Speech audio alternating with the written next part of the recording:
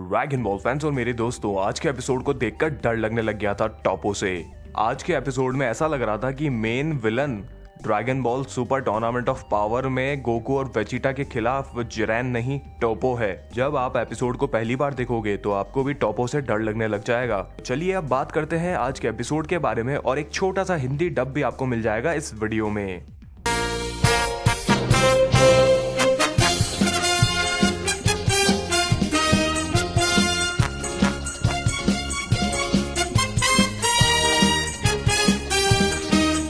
Dragon ball super episode 125 की शुरुआत होती है गोकू और वेजिटा वर्सेस जिरेन से। जिरेन को देखकर लग रहा था कि गोकू के सुपर सैयन ब्लू कायोकैन और वेजिटा के नए ट्रांसफॉर्मेशन के खिलाफ भी जिरेन को ज्यादा मेहनत नहीं करनी पड़ रही थी। लड़ते लड़ते गोकू वेजिटा से कहता है कि चलो मिलकर काम करते हैं। वेजिटा कहता है मुझे ऑर्डर देने की कोशिश मत करो, लेकिन उसके बावजूद भी वो वेजिटा गोकू की बात मान लेता है। प्लान ये होता है कि गोकू जिरेन को पीछे से पकड़ लेगा और वेजिटा यूज करेगा फाइनल फ्लैश। पूरा प्लान बिल्कुल सही जाता है। गोकू जिरेन को पकड़ लेता है, वेजिटा फाइनल फ्लैश यूज करता है, लेकिन जिरेन अपनी आंखों से फाइनल फ्लैश को डिफ्लेक्ट कर देता है और गोकू पर भी लात मार के उसे दूर कर देता है। ये देखकर क्रिलिन थोड़ा सा परेशान हो जाता है कि गोकू और वेजिटा जिरेन के सामने कुछ भी नहीं कर पा रहे हैं। तो गोहान कहता है कि भले ही जिरेन कितना भी ताकतवर हो, लेकिन डैड और वेजिटा उसे जरूर हराएंगे। इस बीच बीरस बोलता है, गोकू के बेटे, मेरा मतलब गोहान, तुमने बहुत अच्छी फाइट करी। गोहान बीरस को शुक्रिया कहता है और गोकू जिरेन से लड़ते वक्त ही गोहान की तरफ देखता है और खुश होता है। और इस तरह से हमारा ध्यान जाता है टॉपो और 17 की तरफ।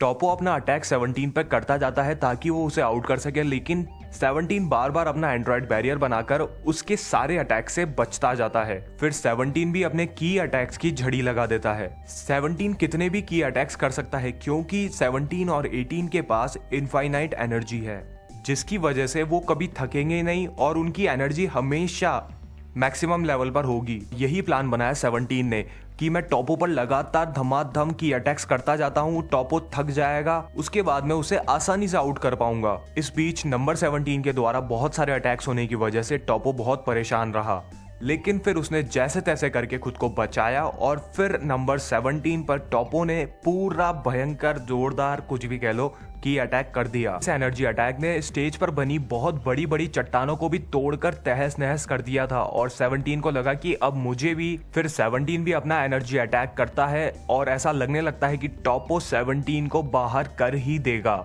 लेकिन उसी वक्त टॉपो की आंखें एकदम से लाल हो जाती है और 17 टॉपो को पीछे धकेलना शुरू कर देता है। इसकी वजह होती है फ्रीजा की बीम्स, जिसे फ्रीजा लगातार टॉपो की पीठ पर मारे जा रहा था और लगातार फ्रीजा टॉपो का मजाक उड़ाए जा रहा था। ओहो मिस्टर जस्टिस, आपका क्या हो गया, अब क्या करोगे, ये वो ऐसा वैसा बहुत बुरी तरह से उसका मजाक बनाता जा रहा था। और फिर एट लास्ट फ्रीजा भी एक जोरदार एनर्जी ब्लास्ट करता है टॉपो पर और दूसरी तरफ से नंबर 17 का एनर्जी ब्लास्ट तो आ ही रहा होता है। इन दो भयंकर एनर्जी ब्लास्ट के बीच में टॉपो सैंडविच हो जाता है और सबको ये लगता है कि फ्रीजा ने जिस तरह से टॉपो को मारा वो बहुत ज्यादा हो रहा था और टॉपो अब तो एलिमिनेट हो ही गया होगा, लेकिन टॉपो ऐसे बाहर जाने वालों में से नहीं है। अब फ्रीजा वापस से टॉपो के पास जाता है और उसका मजाक उड़ाने लग जाता है कि अरे भाई जस्टिस की शर्ट तो फट गई, अब क्या होगा, और जस्टिस रोएगा या जो भी। बोलता गया। गुस्से से भरा टॉपो बोलता है कि सब कुछ बेकार है, अब तो न्याय बेकार ही है। बस ये कहने की देर थी और टॉपो ने अपनी असली ताकत जगा दी। टॉपो की पावर अप करने की वजह से पूरे वर्ल्ड ऑफ वाइड में बहुत ज्यादा रोशनी हो जाती है और ऐसी एनर्जी को देखकर जिरेन, गोकू और वेजिटा लड़ते लड़ते रुक जाते हैं और जिरेन बोलता है, इसका मतलब है कि टॉपो ने अपनी असली ताकत दिखाई दी है। और इसी वक्त यूनिवर्स 11 का गॉड ऑफ डिस्ट्रक्शन बेलमोड ऐलान करता है कि टॉपो कैंडिडेट है गॉड ऑफ डिस्ट्रक्शन का। टॉपो के शरीर पर जैसे गॉड ऑफ डिस्ट्रक्शन के सिंबल होते हैं वैसा दिखने लगता है और आंखें भी पर्पल हो जाती है। फ्रीजा उसी वक्त समझ जाता है कि ये गॉड ऑफ डिस्ट्रक्शन की पावर है, लेकिन उसे पता है कि मैंने गॉड ऑफ डिस्ट्रक्शन का हाकाई अटैक को बहुत ही आसानी से झेल लिया था। इसी वजह से फ्रीजा ये सोचता है कि टॉपो को मैं बड़ी आसानी से हरा दूंगा, क्योंकि फ्रीजा को लगता है कि हर गॉड ऑफ डिस्ट्रक्शन बराबर की ताकत वाले ही होते हैं। उसी वक्त टॉपो कहता है हाकाई और डिस्ट्रक्शन बॉल सीधा फ्रीजा की तरफ जाती है। फ्रीजा सोचता है कि मैं तो इसे बड़े ही आराम से एक हाथ से रोक लूंगा, लेकिन ऐसा कुछ भी नहीं होता। फ्रीजा अपनी पूरी ताकत लगा देता है, लेकिन उसके बावजूद वो डिस्ट्रक्शन बॉल के अंदर फंस के और फिर उसके बाद डिस्ट्रक्शन बॉल फट जाता है और इतनी बुरी तरह से फटता है जिसकी वजह से पूरा वर्ल्ड ऑफ वॉइड दहल उठता है और साथ साथ में स्टेज भी टूट जाता है। और फिर थोड़ी देर के लिए फ्रीजा का कोई भी अता पता नहीं होता है कि फ्रीजा कहाँ गया इस डिस्ट्रक्शन एनर्जी के फटने के बाद। हाँ, एक चीज भूल गया, जैसे ही टॉपो गॉड ऑफ डिस्ट्रक्शन बनता है तो फ्रीजा उस पर एक छोटे छोटे अपने डेथ बीम्स वाले अटैक करता है ताकि उसे पता लग सके कि कैसा। लेकिन जैसे ही फ्रीजा की बीम्स टॉपो के पास जाती है वो बीम से ही इरेज हो जाती है। ऐसा होने की वजह यह है कि टॉपो के आसपास उसके सराउंडिंग में हाकाई एनर्जी है। इसकी वजह से टॉपो पर किसी भी तरह का एनर्जी अटैक वर्क नहीं करेगा। स्टेज के टूटने के बाद गोकू, वेजिटा, जिरन टूटे हुई चट्टानों पर खड़े रहते हैं ताकि वो स्टेज से बाहर तो नहीं गिरे और एलिमिनेट तो नहीं हो जाए।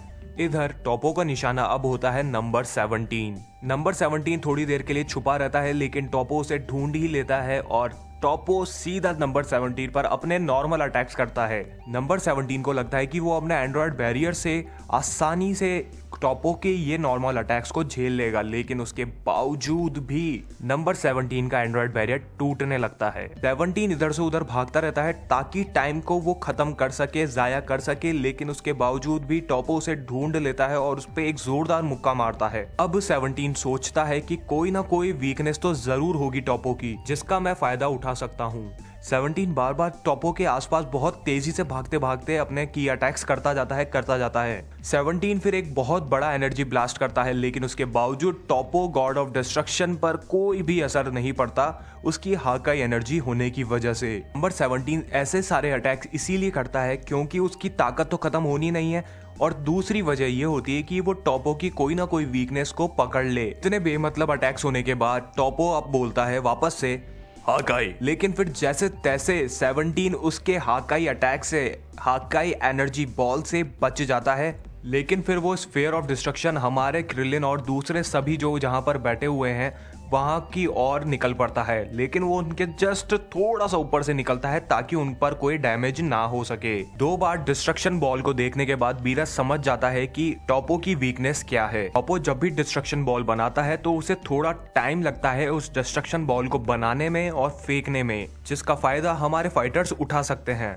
लेकिन इधर टॉपो के पास कोई डिस्ट्रक्शन बॉल की कमी थोड़ी ना है, वो वापस से अपना डिस्ट्रक्शन बॉल बनाता है 17 की तरफ फेंकने के लिए।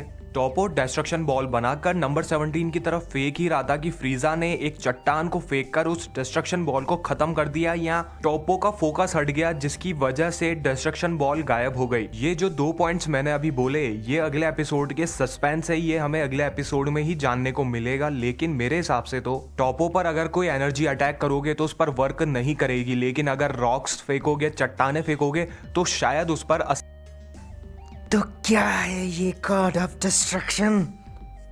मैं तुम्हें वैसे ही खत्म करूंगा जैसा कि तुम्हारा ये टाइटल है। ओह, तो तेरे जैसा घायल क्या कर सकता है? आजा, मुझ पे अपनी सारी ताकत लगा दे। तो क्या ख्याल है इस ताकत का जो एक पूरा प्लेनेट तबाह कर सकती है?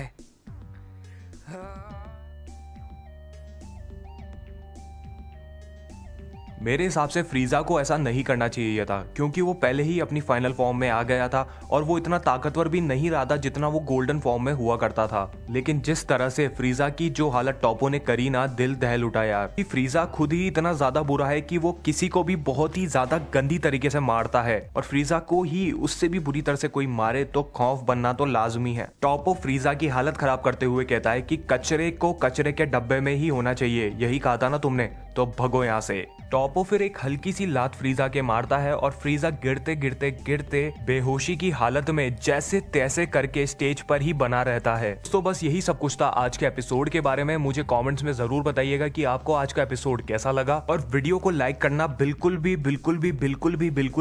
भी मत भूलना। और अगर आप मेरे वीडियोस पहली बार देख रहे हैं तो पहले मेरे 2-3 वीडियो देख लीजिए, उसके बाद चैनल को सब्सक्राइब करें। और चलिए अब मिलते हैं अगले ड्रैगन बॉल वीडियो में।